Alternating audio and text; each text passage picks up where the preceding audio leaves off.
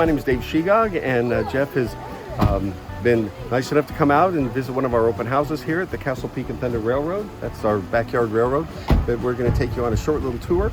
Start here in the front yard where we have the small world where the children of the world are greeting the guests that come. And you'll notice the one that zoomed in on right now is the American child, and he is saying howdy. He's a little cowboy. And over on the other side we have a little Japanese girl saying konnichiwa, and we did this because my wife is Japanese and I am about as what do you say, cowboyish as you can get. So I put them as the first two, but then we come up and we have our British family and our little French girl, and so these are the children of the world greeting the guests. And we even have children out of this world greeting the guests. Here we have the child, and in his own native language is saying hello and welcome also. Now over here, this is still a work in progress. It's going to be a jungle theme fountain, and I won't call it an attraction really, it's just going to be a fountain, but we're going to theme it around the Jungle Cruise. Okay, coming up here we have our Path of Peril. This is newly added, and it was done during the fall and the summer and fall of 2021, and we moved our Grizzly Peak. Used to be in the backyard, but getting ready for an expansion project out there. I didn't want to throw them away, so we moved them to the front yard, turned them into a fountain, and I thought it would be fun for our guests to have a little bit of drama right before their adventure. They cross the Path of Peril, past the dancing waters here, and actually, I've got it in my pocket. We can change our pattern on our fountains here. Or maybe we'll just go with a taller random. Okay, just beyond that, here's our cast trolley stop where our cast members are getting ready to go to work. There's the trolley that will take them into the backyard where they have to entertain guests for the next few hours.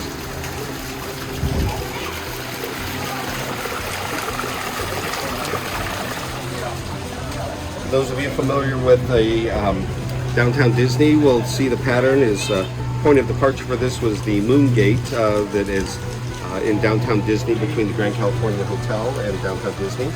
Except theirs is about 12 feet tall and 20 feet wide. So this is my version of it here.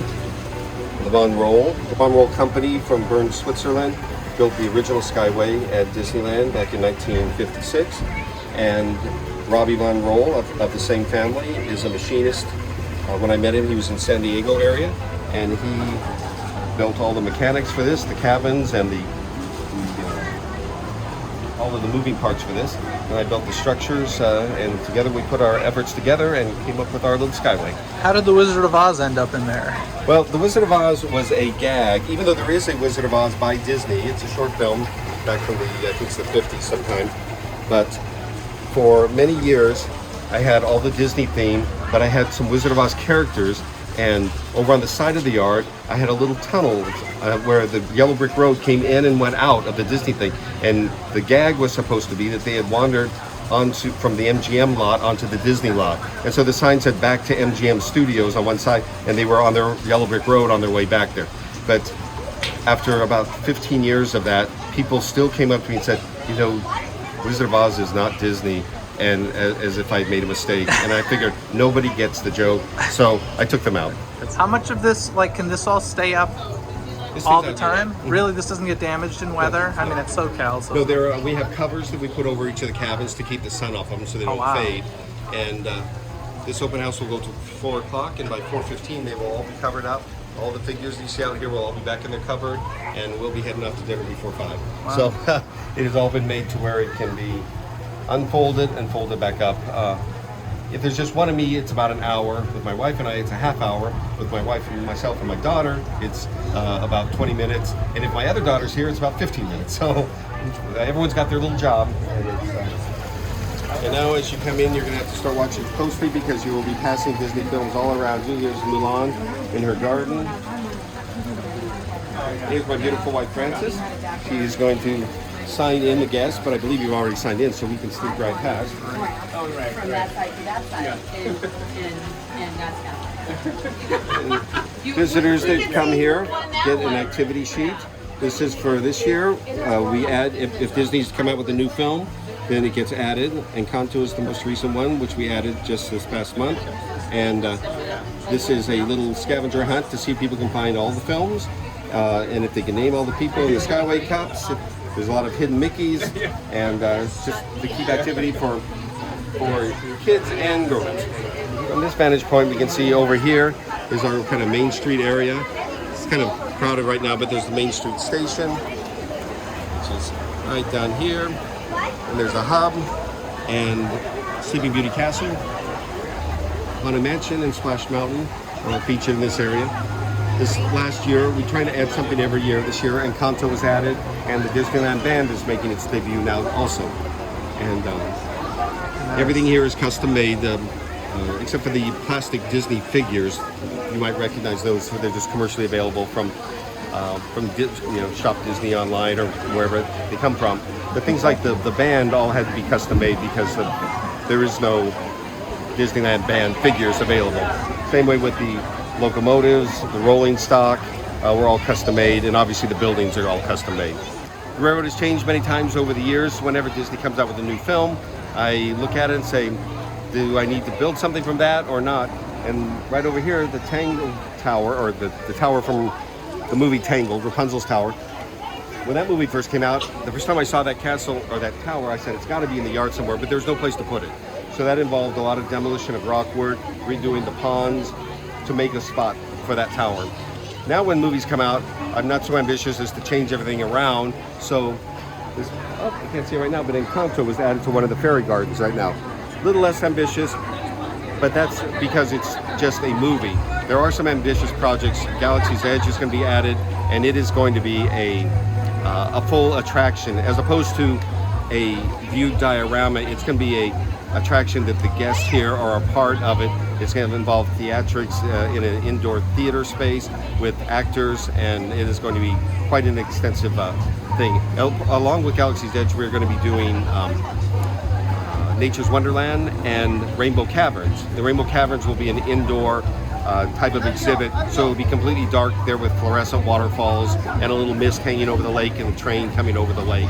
And those are both large-scale projects that are in the working drawing stage right now. But they will get built. Yeah, the way this was first done, it was conceived as an entire project. It didn't come in bits and pieces.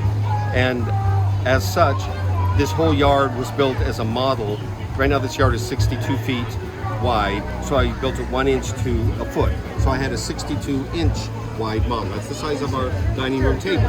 So it sat on the dining room table, model of this yard, where I worked out the tracks, where the buildings would be, where the ponds would be, so my wife could see how big it was going to be and to make sure there'd still be enough room for the kids to play.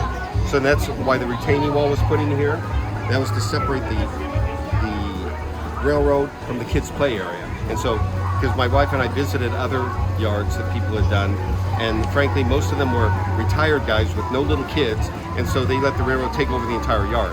And so my wife saw that and thought, where are the kids going to play if ours becomes like that? So the model was the way to keep peace in the household, where she could see. And there was actually a swing set and a slide that were here for many, many years. So when was this started?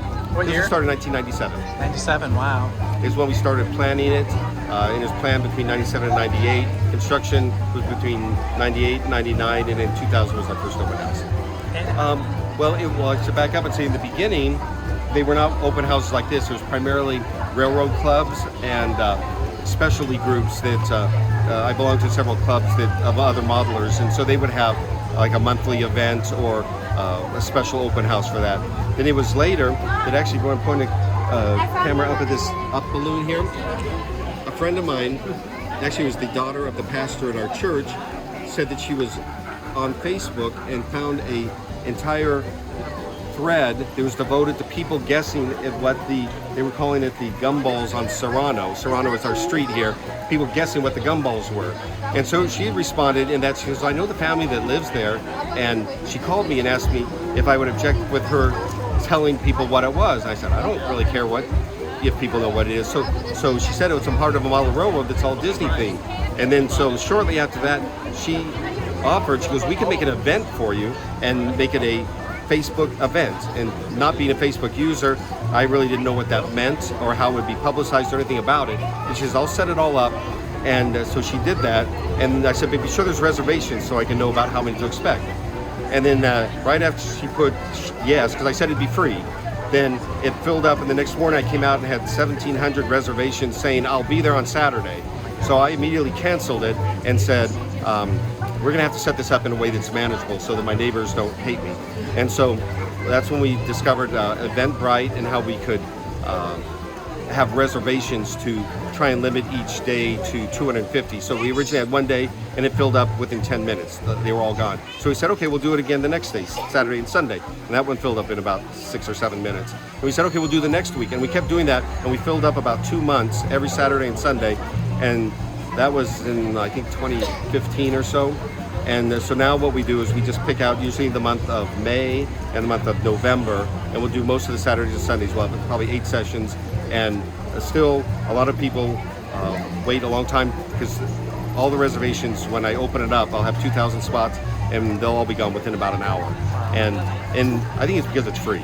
You know, that's what brings in the people. But a lot of people come back year after year to see what's new, and today is a very typical open house. And all the people are welcome to come and stay as long as they want. We open at 1 o'clock, we'll close at 4 o'clock. And to close, we turn all the waterfalls off, turn the music off, and people get the idea. And then, like I said, by 4:20 or 4:30, all the figures, all the trains will all be packed away, and we'll be off to dinner. Okay, and if anyone wants to visit online, the website is cptrr.com. That stands for Castle Peak and Thunder Railroad. There's lots of photos. Better than you can take if you came here, because we got the time just right and all that. Lots of photos, there's videos, and there is a button that says if you want to be notified of open houses, just enter your email. And like I said, probably about 2 weeks before we start, we'll send a notification out, but get ready to hop on it. The minute notification comes out, within an hour, they'll all be gone.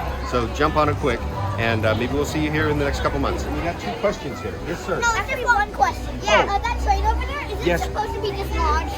Dislodged? Oh my gosh, I don't know. Let's see.